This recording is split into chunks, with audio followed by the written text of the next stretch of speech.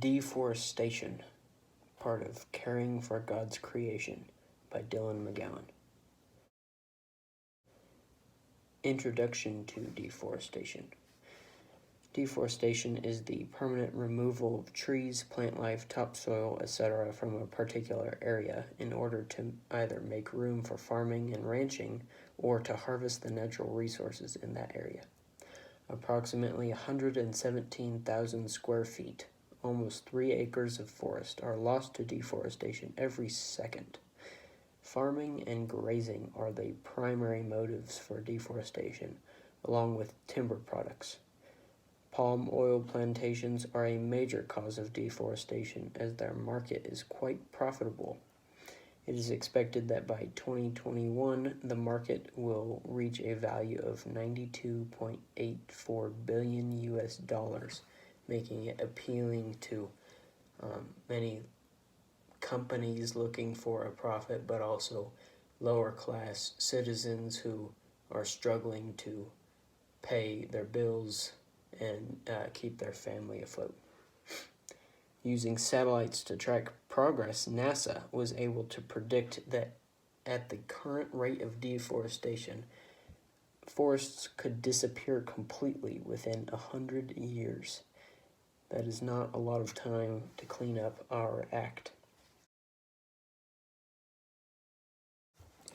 Going on to deforestation and its effects on global warming.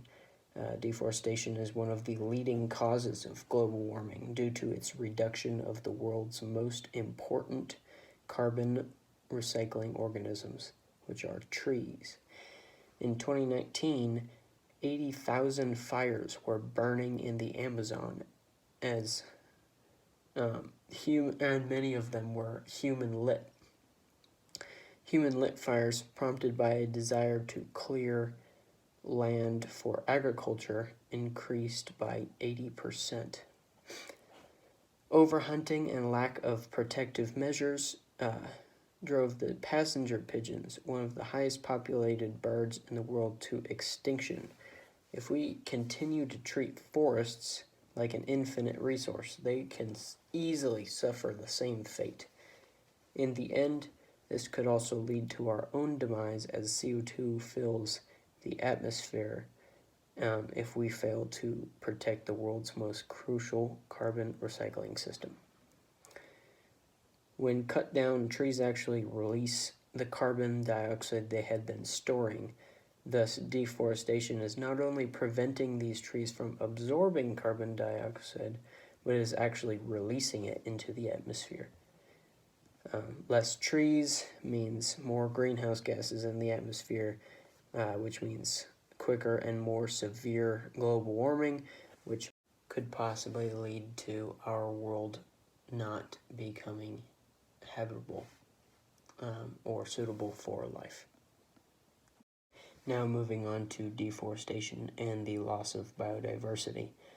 Loss of habitat is an extremely large impact of deforestation, as 70% of land animals and plant species reside in forests. Deforestation threatens species known and unknown by pushing them out of their food sources and habitats. Many are being affected by the repercussions of deforestation, such as wild animals moving into populated areas due to habitat loss, also causing them to have violent encounters with humans and domesticated animals. Currently, around 31% of the Earth's landmass is covered in forests. If we continually decrease that number, it will have severe implications on the wildlife population and could force a hasty effect of Darwin's survival of the fittest, as species will fight, push out, and starve less adapted counterparts until biodiversity almost completely disappears. This includes tree species and plant life as well, which could end sources of food and shelter for currently thriving animal species. Often they compete for water sources, sunlight, etc. And so if they are all crammed into a smaller space, it could cause the plant life to decline just as much as the animal life. Forests take a long time to regenerate, ranging anywhere from 65 to 4,000 years of recovery periods. It takes only a few hours to clear what could take hundreds of years to rebuild, and often people who are aiding in deforestation ignore long-term repercussions in favor of short-term gain. Forest loss is not decreasing, and we are losing an area of forest about the size of Panama each year to deforestation.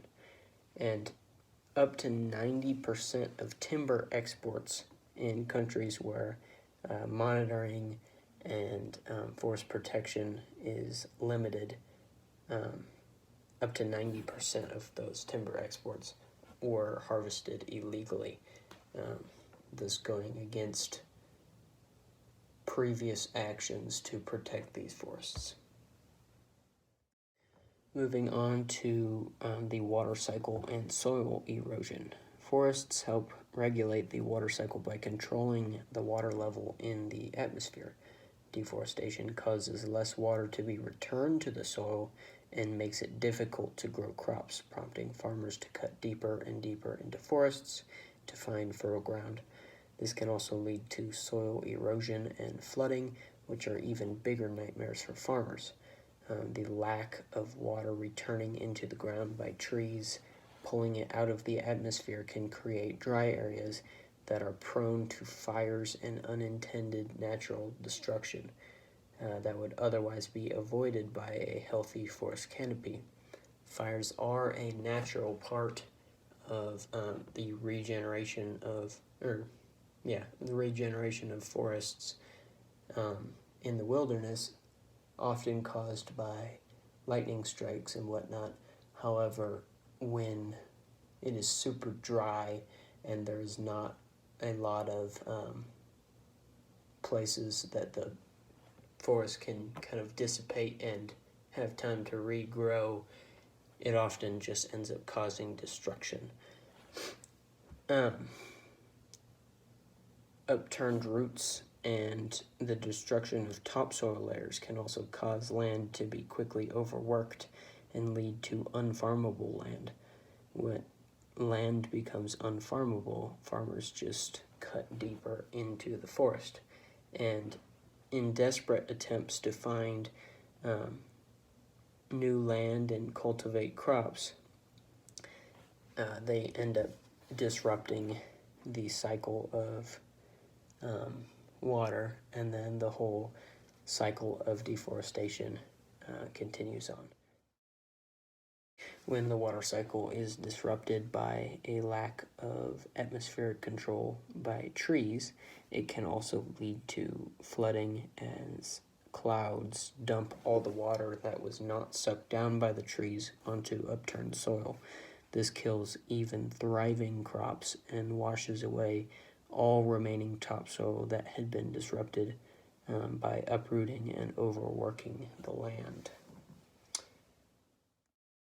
Deforestation also has an effect on native and indigenous peoples all across the world, especially those who rely on forests for sources of food, water, etc. The destruction and removal of forests forcibly changes the lifestyles of these people and makes it difficult for them to live there. Forests are essential to indigenous tribes and local residents, with about 200 million people living in forests and about 1.4 billion people directly depending on goods from forests. Deforestation practices have driven many people out of their homes, livelihoods, and food sources, and it is common for illegal logging companies to engage in conflict with many of these indigenous and local people in order to take over their land.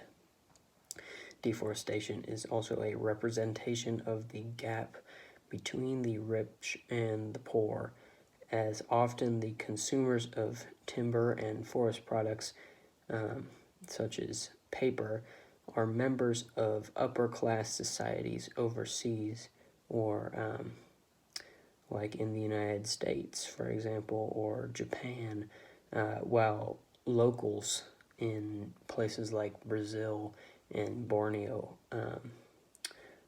often do not consent to the harvesting of timber for these products, and are often poorer and given less opportunities to defend their homes.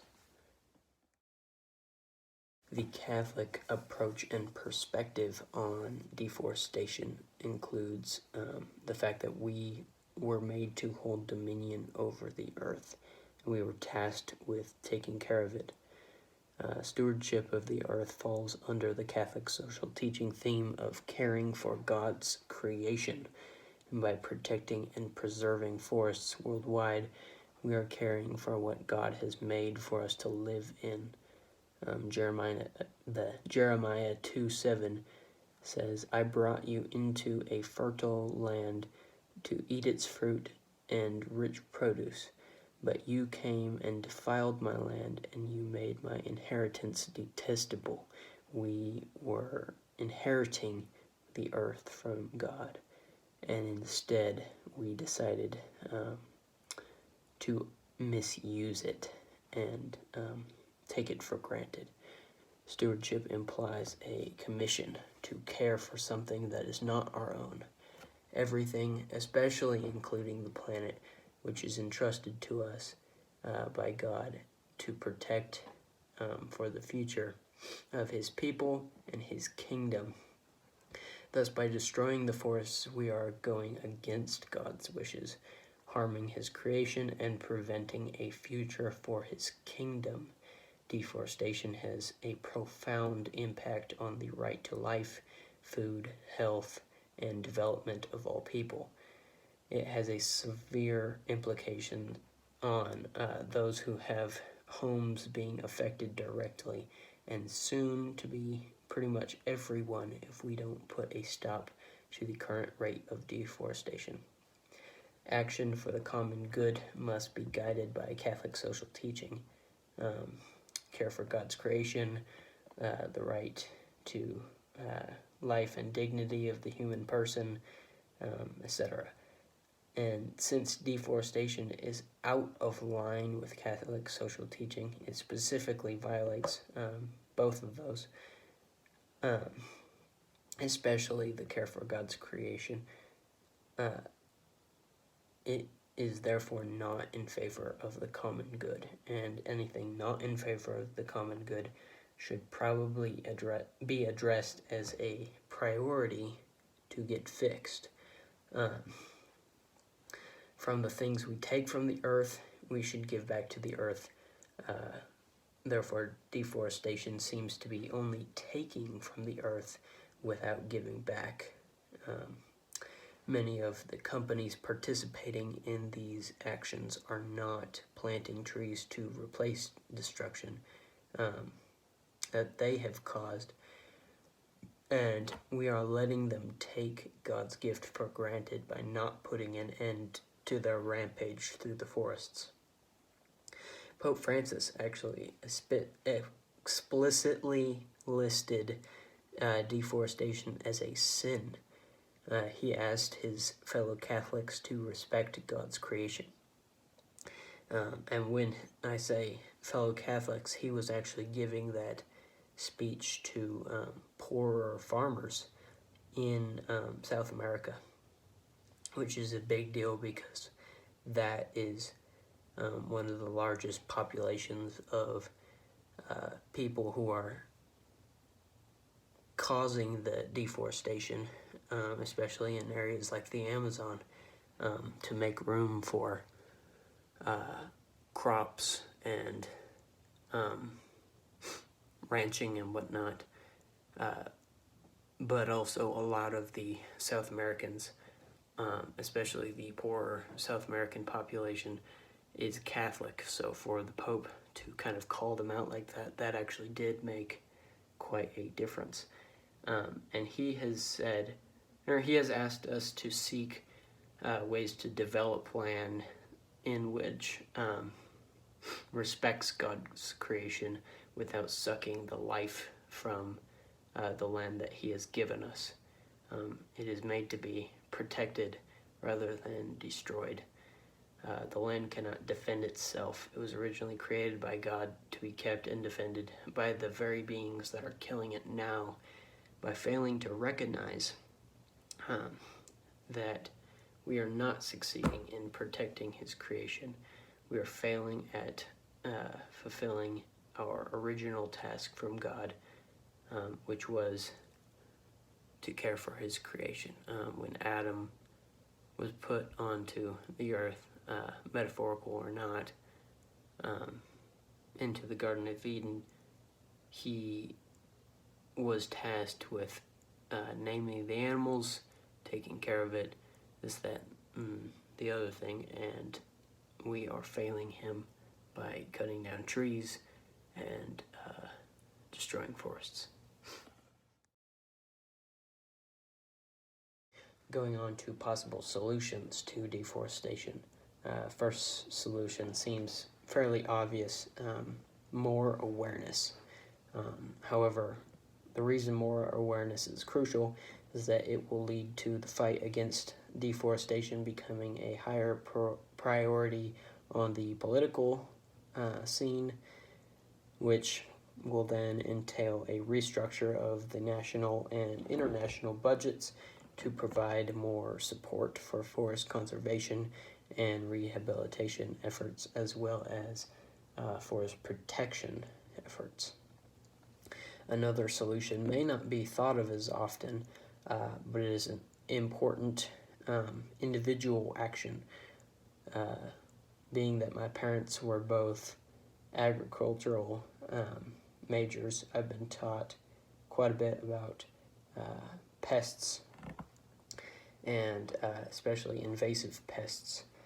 And this is something that is fairly important, not just for agriculture, but also for maintaining forests, as I have seen it destroy many forests, both in Colorado, in Michigan, and in California.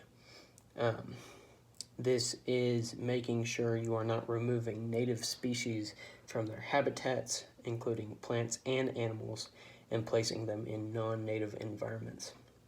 The introduction of non-native species upsets the balance in an ecosystem, as there are often no natural predators in that area. This allows even non-invasive species to spread rampant. Non-native environments and can lead to two things. The first thing it leads to is the killing of local flora and fauna. The accidental introduction of the emerald ash borer, native to Asia, has killed hundreds of thousands of trees in the United States. We actually studied it in 7th grade, and we saw the effects of it just by going outside and seeing trees it had killed.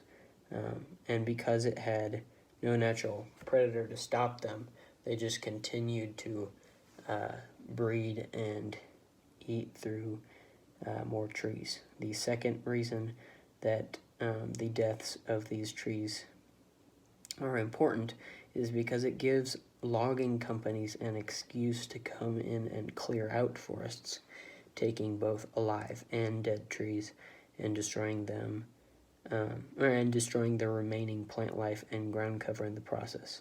Also, typically killing off the animal life as well. Non-native species are difficult to control and often extremely harmful to the environment, so make sure not to introduce them to different ecosystems, even by accident. This is super important. A third solution is to take away business from companies that harvest from rainforests, such as the Amazon, and the Borneo and African rainforests.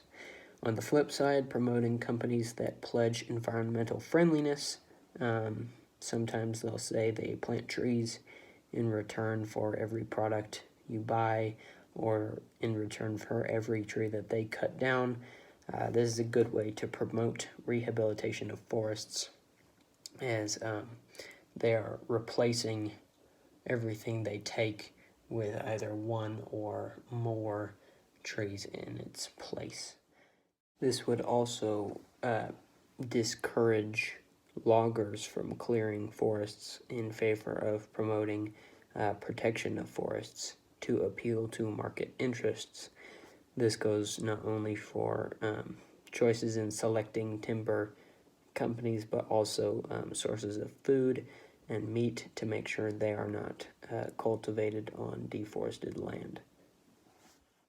Going back to politics, promoting international forest protection laws and regulations could be crucial to enabling countries to punish acts of deforestation. This would deter more people from starting fires, cutting timber, etc., by making sure some of these practices are internationally illegal, or at least illegal in globally protected areas.